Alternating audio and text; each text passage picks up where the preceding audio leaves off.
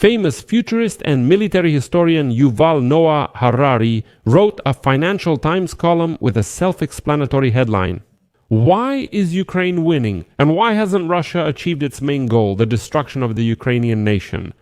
If you've even heard of books like Sapiens, A Brief History of Humankind, Homo Deus, A Brief History of Tomorrow, or 21 Lessons for the 21st Century, then you already know which writer we're talking about. Yes, Yuval Noah Harari wrote all these books. So Harari writes that contrary to the claims of Russian propaganda, Ukraine is winning this war. Even United States President Donald Trump, who in February 2025 rebuked Ukrainian President Volodymyr Zelensky, saying that he should yield to Russian demands. You don't have any trump cards. This week, he said Ukraine, backed by the European Union, can fight and win. And in this article, Yuval Noah Harari shares his thoughts about the history of the conflict, its main episodes, and comes to the conclusion that Ukraine is actually winning. Well, I personally like this short article so much that I decided to share it with you in this episode. And here is one of the ideas that Harari voices. In 2025, the weak link in Ukraine's defense lies in the minds of its Western allies. And then he explains that it is Ukraine that will be the biggest European military asset. And that's why Ukraine should have been conveying this to European society as early as yesterday. My name is Alexei Pechi. Let's go through this excellent article together. Yuval Noah Harari, he's actually a personal favorite of mine, so I want to share this article with you and we'll discuss it, what Yuval Noah Harari is telling us and what predictions he makes in it. Before we begin, I want to remind you that this YouTube channel releases several news analysis segments every day, so that you stay up to date with absolutely all the news. That's why I recommend subscribing to this YouTube channel as well as to the Telegram channel Pechi News. The link to it is in the description of this video. There, we publish breaking news as it comes in. So let's get straight to the point. I'm quoting an article by Yuval Noah Harari.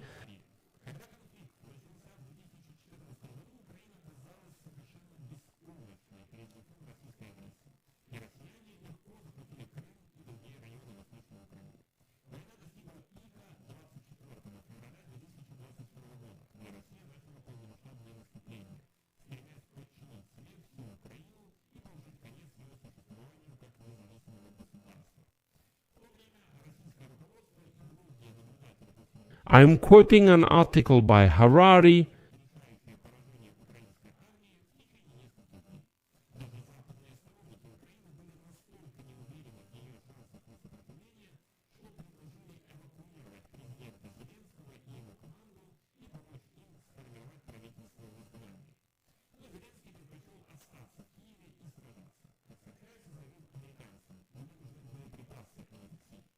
Ukrainian forces, clearly not superior in weaponry, stunned the world by repelling the Russian advance on Kyiv.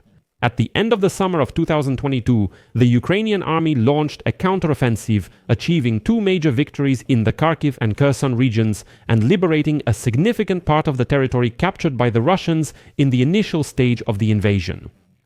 Since then, despite limited successes on both sides, the front line has hardly moved.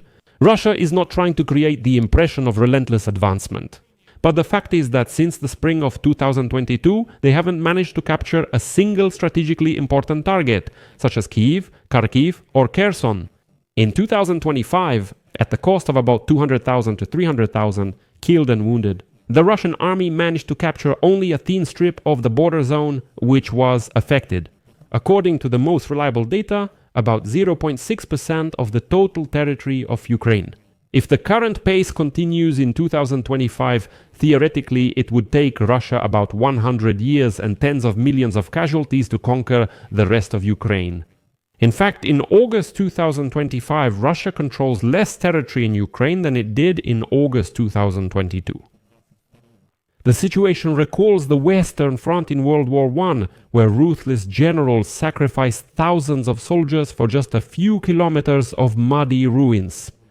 Patriotic newspapers often concealed the scale of such madness by printing maps that supposedly showed major successes, but the most important thing about these maps was their scale. As historian Toby Tucker noted, World War I newspapers often used a deliberately large scale, which made the successes look impressive on the surface. But any perceptive reader would notice that they were insignificant. In many newspapers, the exact geographical details directly contradicted the constant reports of successes and advances. The same thing happened with the latest Russian successes. For Ukraine, tactical retreats make military sense, preserving its forces and soldiers' lives, while Russia is exhausting itself by carrying out costly attacks for insignificant gains. The truth is that Ukraine has succeeded. As recently written by retired Australian Major General Mick Ryan, it suggests that over 3 years after the 2003 Iraq invasion, the United States controlled just 20% of the country and lost 1 million people. But would anyone consider that an American victory? At sea, Ukraine's achievements were no less impressive. February 24, 2022, the Russian Black Sea Fleet had complete superiority at sea, and it seemed that Ukraine had no means to oppose it. One of the most famous incidents of that day happened on Snake Island. The flagship of the Russian Black Sea Fleet, the cruiser Moskva, sent a radio message to the small garrison. "I, a Russian warship, suggest you lay down your arms and surrender to avoid bloodshed and unnecessary losses." In response, the Ukrainian garrison replied, "Russian warship, go fuck yourself." Although Russia quickly captured Snake Island, Ukraine reclaimed it by late June 2022. By that time, the cruiser Moskva and many other Russian ships were buried at the bottom of the Black Sea. Thanks to the innovative use of missile drones, the Ukrainians managed to neutralize Russia's naval superiority, changing the very nature of naval warfare, and forced the remnants of the Russian Black Sea Fleet to seek refuge in safe harbors far from the front. In the air, Russia also failed. While during the 12-day war with Iran in June 2025, Israel took control of the Iranian skies. After 36 hours, Russia has failed to gain control of Ukraine's skies without losing a single manned aircraft. The Russian Air Force has suffered devastating losses, including as a result of a Ukrainian strike on Russia's strategic bombers in June of this year. Russia responded by using long-range missiles and drones to terrorize Ukrainian cities. Ukraine has refrained from retaliatory actions and mostly avoids striking civilian targets in Russia.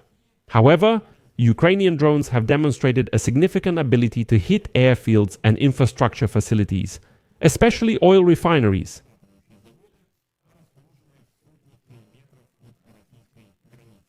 The Ukrainians have achieved all of this without direct military intervention from outside. So far, the only third party to have directly intervened in the war has been North Korea, which has sent more than 10,000 of its soldiers to fight on Russia's side.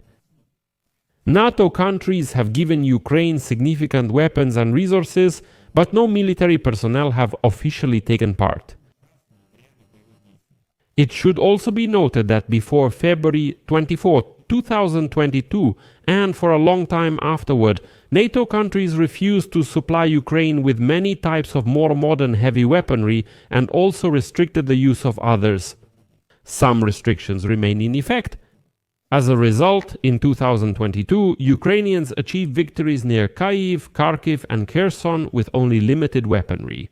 If they had received full support from the very beginning, they could very well have won the war by the end of 2022 or by the summer of 2023, before Russia had time to rebuild its army and military economy. And now, as I called it, a lesson from Noah Harari in 2025, the weakest link in Ukraine's defense is still in the minds of its Western friends.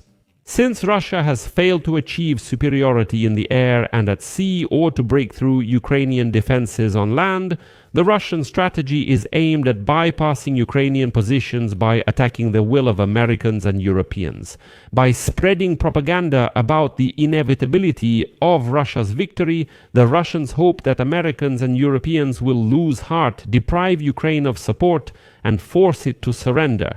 Succumbing to this propaganda would be a disaster not only for Ukraine, but also for NATO countries, which would lose a significant part of their authority as well as their best protection against growing Russian threats.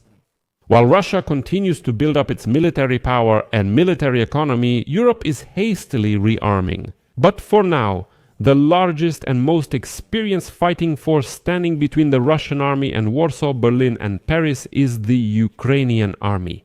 The Polish, German, and French armies each have about 200,000 soldiers, most of whom have never seen combat. In contrast, the Ukrainian army has about 1 million soldiers, most of whom are experienced veterans. After 2 weeks of Russian jets invading Estonia and drones flying over Poland, Romania, and possibly Denmark, Europeans should consider that if Russia attacks Europe tomorrow and the United States decides not to intervene, the main military asset of Europe will be the Ukrainian army. American military personnel also have much to learn from Ukraine, considering its combat experience and advanced weapons development, especially in the field of drone warfare. Ukraine's innovations and extensive data make it a world leader. That's probably why President Trump has recently become more favorable toward Ukraine.